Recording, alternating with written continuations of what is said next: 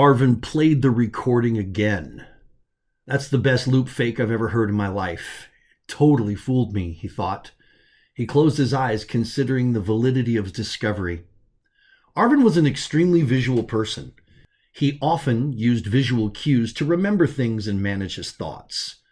He imagined two columns in his mind. One he called questions, and the other answers. He marveled at the disproportion between the two and felt ashamed. His head felt like it would explode, but he could not afford the luxury of pain.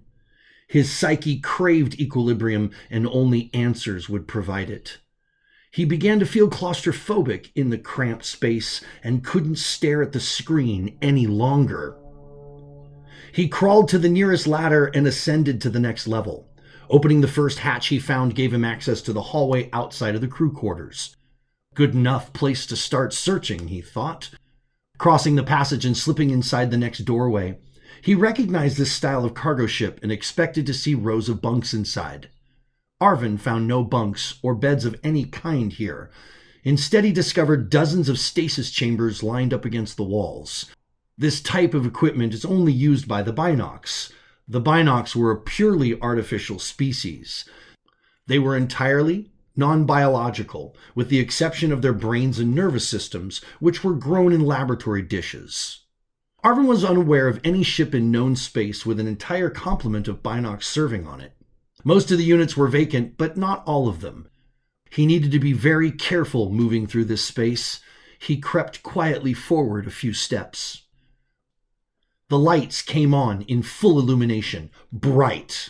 Arven blinked, shading his eyes from the overhead floods. Their movement synchronized, exiting the alcoves and rushed towards him. They were fast, really damn fast.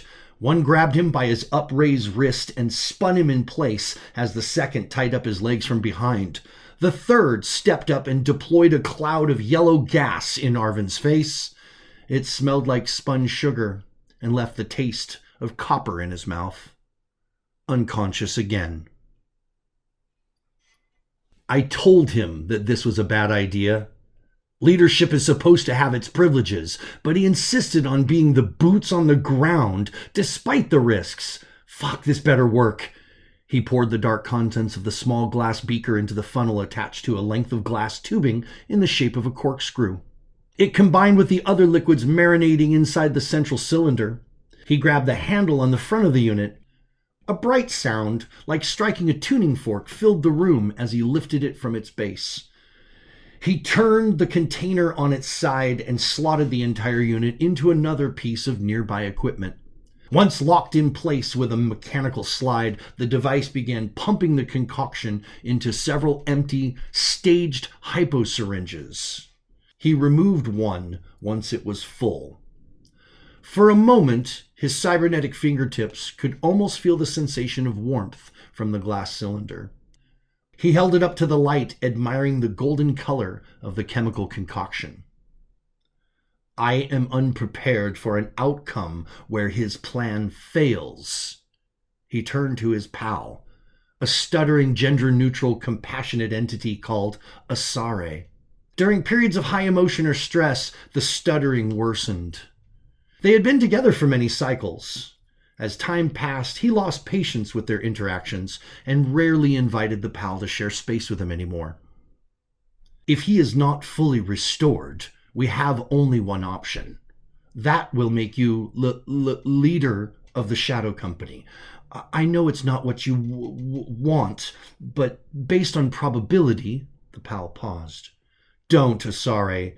Not one more Oracle-damned word about it going sour, or I'll put you back in the box until it's all over. They remained silent while he prepared several more injections. Arven woke up in a small room with a table and one chair for which he was sitting in. The wall in front of him was completely reflective, like a mirror. He lifted his head from the table and noticed two of his Binocs captors standing at attention behind him. He tried to shake the cobwebs from his mind. His hands and feet were not restrained. The guards acknowledged that he was awake with snappy salutes. One of them had an odd smirk on his face that made Arven feel even more uneasy. What's going on? How did I get here? I didn't stow away on this vessel. I was napped and woke up in the cargo hold. Arven's questions made the guards visibly uncomfortable. They shifted nervously in place and looked at each other, but did not answer him. Silent treatment, huh? Arven turned his attention back to the reflection. Is someone behind the glass going to tell me what's going on? He stood up, pushed the chair a few feet away, and stepped closer to his reflection. The binocs did nothing to stop him. He tried to imagine the villain concealed behind the glass, but was distracted by his own haggard appearance looking back at him. It is an honor to serve you, sir, the smirking guard blurted out unexpectedly. Arven peered at the guard's reflection, trying to consider the meaning behind the statement. The guard's tone and expression seemed genuine, but the words made no sense. To serve me? What do you mean by that? Arven inquired, turning around to face the guard. The one who spoke looked flustered. That's quite enough, sailor, barked an electronically altered voice over the comms. Please have a seat, Commander. I will provide you with answers to your questions. Understand that what I'm about to tell you will be difficult to process. You are in no danger. You have only allies here. Try to remain calm. Arven began triangle breathing, the technique Zeb taught him to manage his anxiety. Great Oracle's mustache, Zeb, what have you done to me? He returned to his seat at the table. Guards, prepare him for the next injection. Arven did not like the sound of that, but chose for now not to resist. The binocs moved to either side of him. One of them held a hyposyringe filled with a swirling, colorful liquid. The other rolled up the sleeve of Arven's flight suit and cleaned the injection site with an antiseptic liquid. It stung a bit. Arven glanced down at his arm. There were several small puncture wounds. They were swollen and red, like insect bites. The drugs being administered were designed to chemically restore the natural memory centers in your brain. Your engrams were deliberately altered, a process made possible when you risked taking the original injection over a cycle ago. You are not Arven Tuttle. That identity was constructed as part of a very complicated SC operation for which you were the architect. The speaker's microphone made an audible clunk. His arm suddenly burned like fire. Lacking any measure of bedside manner, the binocs jammed the hypo deep into his flesh. He couldn't see the needle, but he could certainly feel it. Arven, or whoever he was, clenched his teeth together. The pain was somewhere between lava and nut butter flowing through his veins. It was intense, but at the moment he felt alive. He couldn't recall the last time he felt this way. Tinnitus-like ringing returned louder than usual. The other binocs said something, but the words were lost in flowing currents of whining treble. Not again, he cried out. Stay present, Tuttle, or whatever the hell my name is. He opened his eyes, unusually wide, fighting off the surrounding darkness that threatened to take him. Relax, Otto. Breathe. Breathe. Just like I taught you. Don't panic. This will pass. It hurts like hell, doesn't it? That's on you, bub. I begged you not to go through with this, but you never were very good at listening to good advice. At first, it was the same voice as before, deep and altered via sound processing, but after just a couple of words, it started changing. The tonality and pitch became more like his natural voice. His body shivered and convulsed. It was Zeb over the comms, he concluded. Why did he call me Otto? Why can't I see? Please stop flashing the lights, is what he wanted to say, but instead the contents of his stomach violently relocated. Slowly his vision began to return. Something was very wrong with his eyes. It felt to him as though his brain was receiving information from separate simultaneous realities. Two different visual channels, each with a unique resonance frequency and overlapping one another. The sheer volume of information his brain was perceiving and processing was overwhelming. Otto, focus on my voice. Let it act as your psychic anchor. Concentrate on my words, and you will not drift back into Arven. Zeb's voice was calm and clear. This process must be done in stages to allow your safe separation from the construct ID. You were unconscious for the first injection. This is your second dose. There will be 3 more after this one. Forcing his eyes open, he saw 2 Zebs standing before him, slightly out of alignment with each other. The left-leaning Zeb was wearing a black uniform. Sections of it looked like it was made from cured hides. Gold piping ran parallel with all the seams and lines of the coat and pants. He had never seen his friend look this good before. The uniform was fitted and showed off his augmentation rather than hiding them. He looked comfortable and confident. The right-leaning Zeb was wearing his preferred overall apron combination, the straps undone and hanging at the waist. By contrast to his counterpart, right Zeb's unkempt hair spilled out from under a chef's hat, and an unruly bits were tied together in a knot and held with a piece of wire and a tag from a rice sack. His nausea intensified the more he gazed at the 2. The Oracle will damn you, Otto, if you don't start following my instructions. Close your damn eyes and focus, you old fool. He did as Zeb commanded. Your name is Otto. Your call sign is One Thumb. You and I are both founding members of the SC. The plan was to embed a deep mole into operations at the superstation, gaining access to classified information and early warnings to any offensive moves against us. He felt his friend's cold titanium fingers touch his shoulder. He took a slow, deep breath.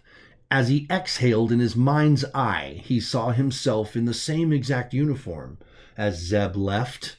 The only difference was his uniform had double bands of gold piping and matching gold epaulets. I outrank him, he thought with a momentary flash of glee. The distraction strained his concentration. The sound of Zeb's voice suddenly seemed far away. Zeb clamped down hard on Otto's collarbone, bringing him instantly back into the moment. One more lap to go on this one, bub. Stay with me. The door into the room opened and closed a moment later. Zeb began his monologue once more.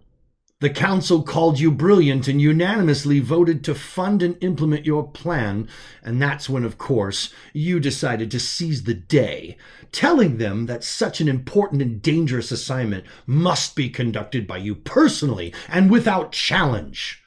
Both your supporters and your enemies cheered you on. Each side had much to gain, polarized by your success or your failure. Otto's vitals began to stabilize and his breathing returned to normal. The pain finally subsided. He could now perceive the difference between Otto and Arven. He wasn't particularly grounded in either, but strongly drawn to both. If everything Zeb told him was true, then Otto is the truth and Arven is the lie. He felt sad, but before he could dwell on his loss, his focus on Zeb returned. None of the business with the Harrises or falling in love was part of the operation. The council believed that you'd been somehow compromised, but I knew that wasn't the case. I hypothesized that you buried yourself deep to avoid detection, and you lost track of yourself. We discussed this in great length before the first shot. You outlined several situational criteria where I would execute the order to intervene, pulling you from deep cover. Whose order? Otto managed to finally speak. Yours, Zeb replied. I outrank you? Otto asked, his eyes closed tight. You outrank everyone, boss, he chuckled. And for my sake, you better come back 100% reboot and verify all this, or my time in known space may be short. Otto closed his eyes again. Left Zeb was the only Zeb now. Otto smiled and shook his friend's hand, using it for leverage to stand. There was apprehension in Zeb's gaze, and Otto wondered if their friendship would be different now. I think you should get some rest. We'll do the next one tomorrow. Zeb began to stow the equipment in the portable cases. Is that an order, Lieutenant? The strength of Otto's voice had returned. No, sir, of course not. Merely a suggestion as your medical advisor, he replied confidently. We do them now. All of them. Now. That is an order. Epilogue. He preferred spending his holidays in wetter climates. The moist air was easier on his lungs. Perhaps the home world of the Adaro was his single favorite place in the entire galaxy. A huge planetary body by known space standards, nearly 10 times the size and mass of the nearest neighboring species, the Tamarians. Only 10% of the Adaro's planet is covered by land, and 100% of that was created artificially, providing visiting species with accommodations suitable for land dwellers. Otto transported his mega yacht to be berthed here in the interim, expecting it put to use upon his triumphant return to power. It was a breathtaking vessel to behold, measuring nearly 200 meters from stem to stern. It was an artistic expression in motion, a perfect form of white, steel, and glass. Lounging on the highest deck of the ship, where the view was uncompromised, Otto gazed out at the endless waves. Beside him stood a curvaceous female pal, shading his eyes from the harsh sun's rays. She was absolutely glorious, he thought, just as the first day he met her. I could stare into the galaxy of your soul forever, my dearest Corax. She blushed all over, glowing slightly brighter. Otto looked back towards the ocean. The Oracle kept true to his word. He got what he wanted, and I got you. The end.